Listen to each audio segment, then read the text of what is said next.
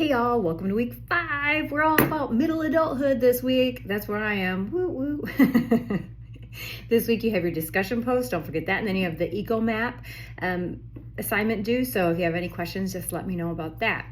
The most important thing to remember this week is that when you work with clients who are in their middle adulthood, right? They're kind of over 40, but they're not quite retired, and they're in what Erickson considers generativity versus stagnation, meaning they're looking back over their life and saying, what do I want to contribute to my career, or what do I want to contribute to my children or my family or to the world? And they're wondering, how will I make a mark on this world? Or what do I want to do? What is my legacy going to look like? They're looking ahead and thinking, okay, I have maybe retirement coming up, or maybe I have health issues or anticipated health issues that might affect my mobility, or my income might be a fixed income. And so I want to do some things now.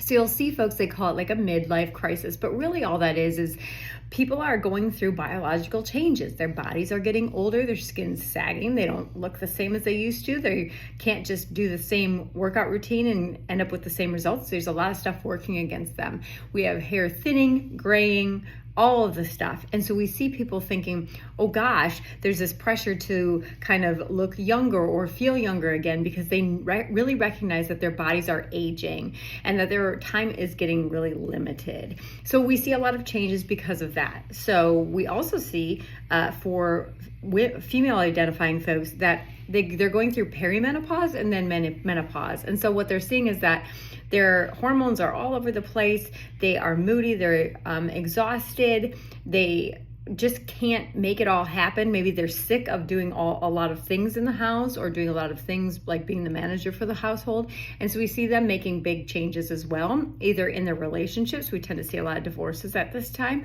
or in their careers. Like they decide they want to do something else or do something more meaningful or purposeful. And then there's other folks who are just content where they're at. And so we just want to make sure that they're doing okay. That's all about middle adulthood. When we look at, for middle adults, we want to look at where they've been and what kind of regrets they might have, where they feel stagnant in their life. So if they feel stagnant in their romantic relationship, we want to help them. There are love maps that you can get from Gottman, the leading researchers in marital and couples family. So they can do those things. They can see, where is their intimacy waning? How are their relationships with their family, their extended family, their children, if they have children? Do they have animals? How are those going? So we are really looking at all of these layers. We're looking at their career and what that means to them, and kind of like what their plans are, right? What do you want to do? What kind of goals do you want to set in all of these areas? Do you want to travel more? Do you want to learn a new language? What do you want to do? And so that's really what you're helping them do. Decide to be generative, right? Versus stagnant. And there's a difference between stagnant and content. Stagnant means you feel like you're just not moving and there's not anything enjoyable about that. That's what we're looking for. If you have any questions, let me know this week. Otherwise, welcome to middle adulthood.